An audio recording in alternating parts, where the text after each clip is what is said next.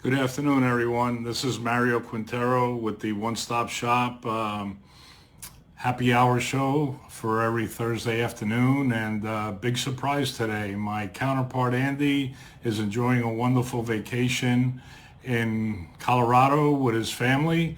So last minute, I found out that I was going solo for the first time on one of these live video shoots. So here I am, a little nervous, trying to do the best we can today, but hopefully our session will be informative. It deals a lot with rentals and renting of the, you know, commercial properties, residential properties, how we work with investors and how we assist them in getting their rentals occupied and leased, and how we assist through the entire process, and also how we assist our commercial clients with finding the right space, and also um, getting them into the space that they need, and also helping our clients that are looking to rent space find the space. So we're going to be talking a lot about those issues today.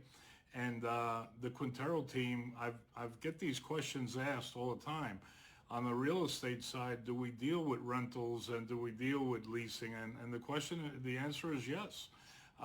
We currently have a rental unit in the city of Miami, a two-bedroom, one bath, located near 27th Avenue and 11th Street in Miami, and we're doing that for one of our investor clients. And primarily, when we do a listing of a residential property, it's primarily for one of our residential investors. So some of the questions that I get asked is because some people think that we only do high-end homes or major projects, and no, we're a full service shop. We're the one-stop shop. We provide full service to all our clients. We just got a call the other day from a client locally who was looking to buy a small condo for his daughter up at the University of Florida, and he thought that maybe it was too small of a transaction. I said, no, we will help you to finance that transaction, and we'll help you out. So never think that a transaction is too small or too large. We will take a look at it, we will analyze it, and we will try to help you out with it.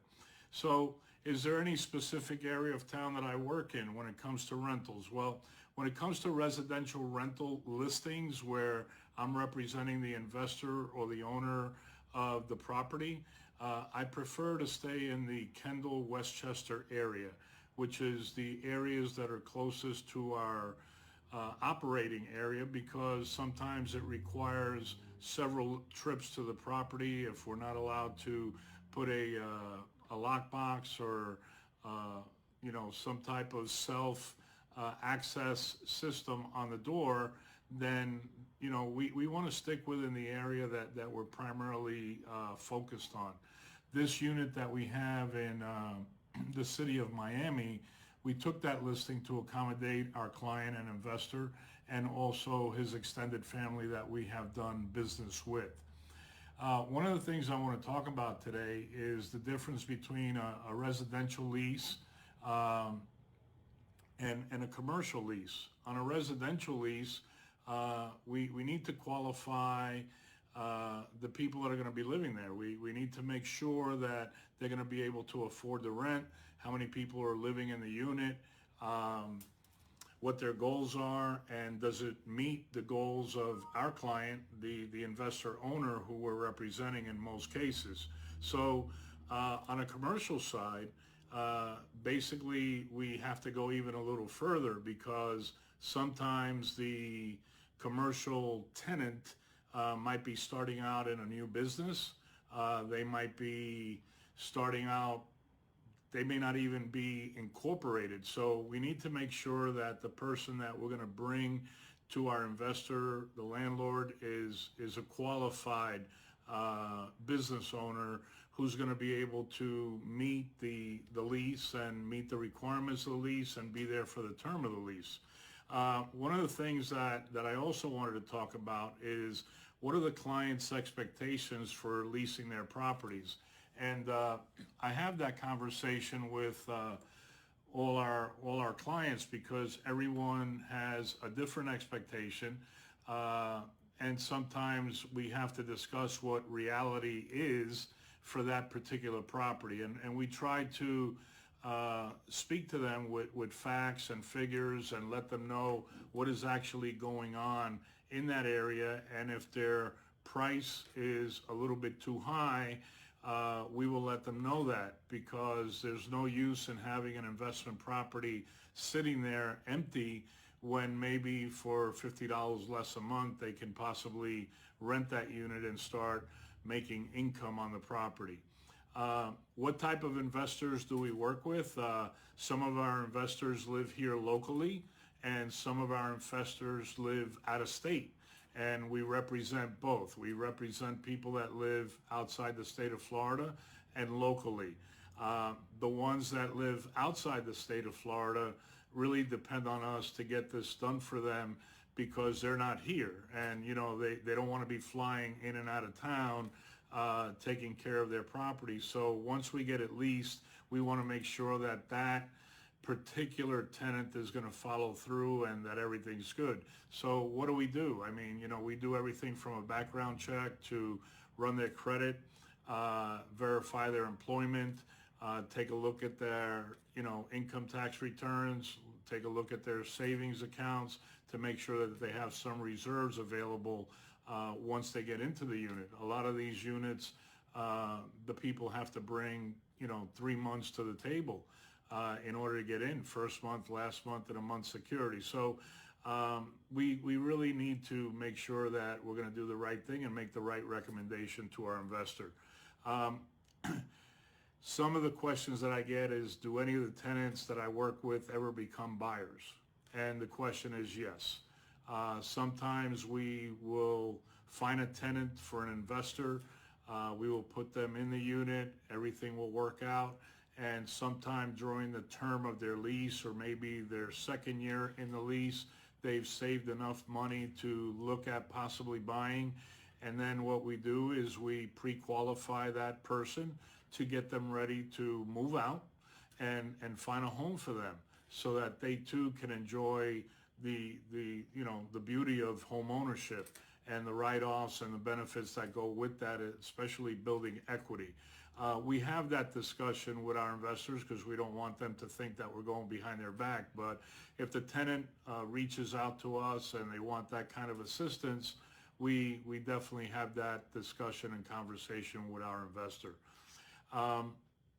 The next part of today is commercial. And I had an interesting situation just happen yesterday. I had someone call on one of my commercial listings that is for sale over by Tamiami Airport. And, you know, the gentleman called me and I told him, no, that's not a rental, it's a purchase. They're selling the property. And he asked if I would help him to find a 2,500 square foot warehouse for his brand new business. So I said, yeah, I would love to. I'm going to send you an email with all the information I'm going to need so we could pre-qualify you. And so I sent them the information that I would need to be able to present to a prospective landlord that he wants to do business with. And, you know, brand new business, no business name, no financials, and didn't want to release any information. So I thanked them for the opportunity to assist them, but that I could not move forward, because how could we present a commercial offer for a lease to a landlord or a property management company in an industrial area and say, well, you know, new business, guy's a nice guy, and he really wants the space? It doesn't work that way. We need to be able to show facts and figures to the prospective landlord so that we can bring the parties together. Some of the other spaces that we deal with besides warehouse is professional office space. Recently, we found earlier this year, around May or June, a neurosurgical group.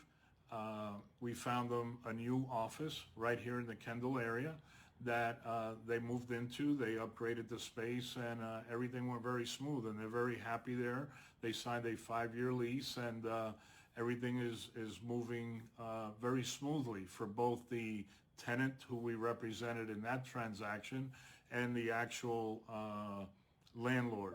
So the next question I've been proposed is what are the financial requirements for a commercial tenant? And the commercial requirements for a commercial tenant are a little more in depth than they may be for a residential. And the reason for that is that the landlord wants to make sure that this new business owner is either established or new, has a history of running that type of business, whether that business will fit into that space that the tenant wants to rent. So, there's more in depth on the financials that we need to look at to be able to present to that landlord that, listen, we've got a real good tenant here for you that wants to go into your space for 3, 5, 7, maybe even 10 years or 5-year lease with a 5-year option. So, this person wants to be running their business, but we need to be able to sell this person and the type of business that they're doing to the prospective landlord. Basically, if you have a situation or someone that has a situation that wants to get involved in renting a property, whether residential or commercial, or someone that has a property they've been trying to rent on their own but have been running into difficulties, not knowing how to pre-qualify the prospective tenants, or maybe they don't have the time to show the property all the time as needed when people call, let them know that we can help them with that. We could definitely help them to secure a tenant as fast as possible.